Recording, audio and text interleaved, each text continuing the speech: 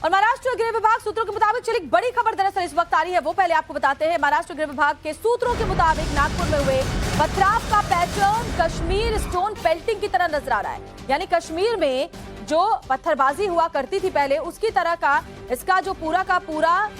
Pattern है वो दिखाई दे रहा है। महज 4 घंटे के अंदर लोगों को मैसेज पहुंचाया, उन्हें मोबिलाइज किया, हमले के लिए आसपास के पत्थरों का इस्तेमाल किया गया, पुलिस को टारगेट करना, ये कुछ समानताएं जो है वो कश्मीर के पैटर्न की तरह नजर आ रही हैं। इसीलिए पुलिस और एजेंसियां कश्मीर स्टोन पेल्टिंग पैटर्न के एंगल से भी जांच कर रही है। नागपुर दंगे की प्राथमिक जांच रिपोर्ट को केंद्रीय गृह विभाग को भेजा जाएगा, जिसमें बताया जाएगा, आप सोचिए कि यानी ये पूरी सोची समझी प्लानिंग थी। 4 घंटे के अंदर सबको मोबाइल पर मैसेज गया, यानी कि अफवाह फैलाई गई।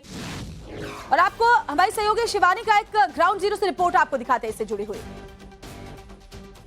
तस्वीर और खास रिपोर्ट अब गांधी सागर मार्ग से, जहां पर आपको तस्वीरें दिखेंगी इन गाड़ियों की, जहां पर आग लगाई गई, इन्हें तोड़ने की कोशिश की गई, आगे पीछे हर जगह से इनके ऊपर पथराव किए गए। ये पहली, यह दूसरी गाड़ी, और इस गाड़ी के अंदर एक छोटे से श्री गणेश की मूर्ति है। और आपको मैं बताते चलूं कि यहाँ से जो रास्ते अंदर जा रहे थे, यहाँ पर लगातार जो है पथराव किया जा रहा था। इस बीच में आपको लगातार तस्वीर हम दिखाते चल रहे हैं कि आज लोग जब अपने घरों से बाहर निकल रहे हैं तब वो इन तस्वीरों को देख के और ज्यादा घबराहट महसूस करते हैं। और आप देखेंगे कि हर कुछ बंद है, हर चीज पर महज ताला है और लोगों के दिलों में घबराहट का सिलसिला है। लेकिन जैसे आप इस गाड़ी को देखेंगे कि इसे तोड़ा फोड़ा गया है, हर किसी के अंदर धर्म के बारे में कुछ न कुछ ऐसा जरूर लिखा गया है या कुछ न कुछ ऐसा जरूर चिन्हित किया गया है जिसे लोग अपनी सुरक्षा के पैमाने पर देखते हमेशा नजर आते हैं। वहीं मैं अन्य गलियों का भी आपको हाल दिखाते चलूं कि किस तरीके से उन्हें ब्लॉक किया गया है। हर जगह को, हर रास्ते को ब्लॉक करके कोशिश की गई है कि किसी भी तरीके से दंगाइयों को आगे बढ़ने से रोका जाए।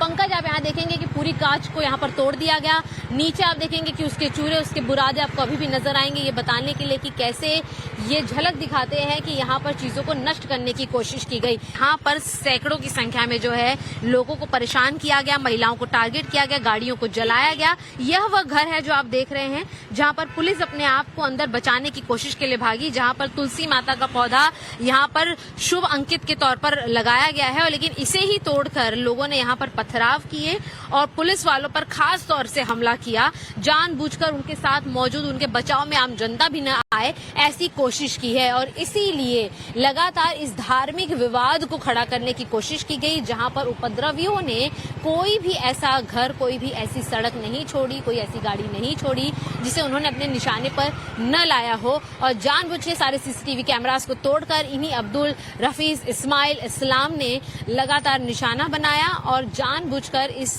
शांत सिटी में, जहां पर लगातार लोग एक दूसरे के साथ रहते नजर आते हैं, वहां पर हमला कर इस पूरी शांति को भंग किया। और सालों से जो नागपुर अपनी व्यवस्था और पूरे कल्चर के लिए जाना जाता है, संस्कृति और परंपरा को आगे बढ़ाने के लिए जाना जाता है, उसे दंगाइयों के एक राज्य और एक एपिसेंटर के रूप में तब्दील करने की पूरी कोशिश की। फिलहाल जब रस्तों की सफाई कर दी गई है तो मैं आपको बताते चलूं कि जब यहाँ पर घटनाक्रम घट रहा था तब लगातार पथराव किए जा रहे थे और इस पूरे के पूरे एरिया को निस्तानाबूद करने की कोशिश की जा रही थी। एफआईआर की मैं आपको डिटेल बताती चलूं। एफआईआर के अंदर जो है यासिर शेख मोहम्मद शरीफ, शेख फयाज शेख फिरोज, शेख एहफाज शेख फिरोज, मोहम्मद अतलाक, मोहम्मद जुनाग रजाक, अब्दुल अमन पठान, इकबाल सुमाइल, इन सभी के नाम मौजूद हैं जिन्होंने पूरे नागपुर के अंदर इस पूरी हिंसा की घटना को अंजाम दिया। फिलहाल जो पुलिसकर्मी यहाँ पर मौजूद हैं ये उस सुरक्षा के लिए तैनात किए गए हैं क्योंकि हर एक गली के अंदर गाड़ियों को तोड़ा गया, महिलाएं जहाँ घर में अकेले मौजूद थी उनके ऊपर पथराव किए गए, उन्हें गालियों से संबोधित किया गया। और इसीलिए ये एक वो मस्जिद है, आप देखेंगे यहाँ की एक तस्वीर, जहाँ पर से कहा जा रहा था कि कई लोग इसके अंदर भी मौजूद थे जब ये पूरी घटनाक्रम घट रही थी। और इसके बाद ही यहाँ से आप देखेंगे दूसरी तरफ का जो रास्ता है इसे ब्लॉक कर दिया गया है, जिसके उस पार छत्रपति शिवाजी महाराज का वो स्टैचू है जहां पर इस पूरी घटना की शुरुआत से लेकर इसे अंजाम देने का काम किया गया। टाइम्स ऑफ नवभारत पर आपको पहली वो तस्वीर दिखाएंगे चप्पे चप्पे से जहां पर नागपुर हिंसा ने अपने आप को जन्म दिया। और सीधी तस्वीर आपको पंकज पूरी रफ्तार से 360 डिग्री पर दिखाएंगे कि किस तरह से वो वही गढ़ है, ये वही चिटनिस पार्क चौक है जहां से इस पूरे घटना को अंजाम दिया गया। आपको मैं सभी दुकानें दिखाते चलूं। अभी यहाँ पर ताले लगे हुए हैं, रास्ता अभी भी ब्लॉक है और कर्फ्यू अपनी जगह पर बरकरार है। लेकिन जैसा कि हम जानते हैं कि दंगाइयों का न कोई धर्म होता है, न होता है कोई मजहब, और इसीलिए उन्होंने न आर देखी न पार देखी, न यह देखा कि गाड़ी और घर किसके हैं, या इन रास्तों पर जहां उन्होंने आग लगाई है वो रास्तों पर चलने वाले हिंदू हैं या मुसलमान। लेकिन तस्वीर आप देखेंगे कि कैसे इतनी बड़ी गाड़ी को उन्होंने आग के हवाले सौंप दिया, और ये आग के हवाले सौंपने की वजह यही थी कि साफ साफ है कि उतना बड़ा मैसेज देने की कोशिश की जा रही थी कि किस तरह से आगजनी करके हर एक जगह को बर्बाद कर दिया जाए। फिलहाल दोनों तरफ की तस्वीर आपको पंकज दिखा रहे हैं कि कैसे सुरक्षा कर्मी अपनी जगह पर है, सिक्योरिटी फोर्सेस अपनी जगह पर है, लेकिन दुकानें जो हैं वो पूरी तरह से बंद हैं। यह वह दुकानें हैं जिन्होंने अपने आंखों के सामने चीजों को, घरों को, दुकानों को जलते देखा, पुलिस के ऊपर पथराव देखा, और साथ ही साथ अगर आप देखेंगे कि किस तरीके से सुरक्षा कर्मचारी यहाँ पर अभी भी तैनात हैं, या दूसरी गाड़ी आप देखेंगे कि किस तरीके से इसे भी आग के हवाले किया गया, इसे भी जलाया गया, शीशे तोड़े गए दुकानों के, और हर एक चीज को अदल बदल कर तोड़ फोड़ कर दी गई।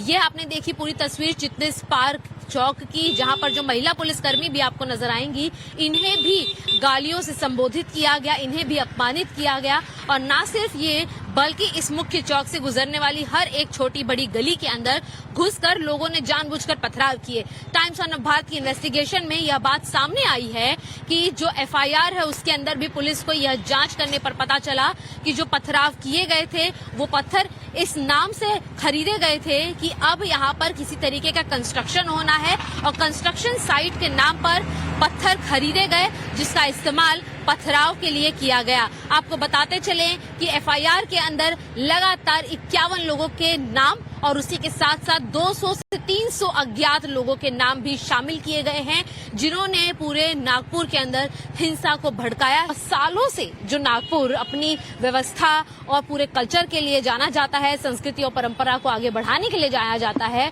उसे दंगाइयों के एक राज्य और एक एपिसेंटर के रूप में तब्दील करने की पूरी कोशिश की। फिलहाल जब रस्तों की सफाई कर दी गई है तो मैं आपको बताते चलूं कि जब यहाँ पर घटनाक्रम घट रहा था तब लगातार पथराव किए जा रहे थे और इस पूरे के पूरे एरिया को निस्तानाबूद करने की कोशिश की जा रही थी। एफआईआर की मैं आपको डिटेल बताती चलूं। एफआईआर के अंदर जो है यासिर शेख, मोहम्मद शरीफ, शेख फयाज शेख फिरोज, शेख एहफाज शेख फिरोज, मोहम्मद अतलाक, मोहम्मद जुनाग रजाक, अब्दुल अमन पठान, इकबाल सुमाइल, इन सभी के नाम मौजूद हैं जिन्होंने पूरे नागपुर के अंदर इस पूरी हिंसा की घटना को अंजाम दिया। फिलहाल जो पुलिसकर्मी यहाँ पर मौजूद हैं ये उस सुरक्षा के लिए तैनात किए गए हैं क्योंकि हर एक गली के अंदर गाड़ियों को तोड़ा गया। महिलाएं जहाँ घर में अकेले मौजूद थी उनके ऊपर पथराव किए गए, उन्हें गालियों से संबोधित किया गया, और इसीलिए ये एक वो मस्जिद है, आप देखेंगे यहाँ की एक तस्वीर, जहां पर से कहा जा रहा था कि कई लोग इसके अंदर भी मौजूद थे जब ये पूरी घटनाक्रम घट रही थी, और इसके बाद ही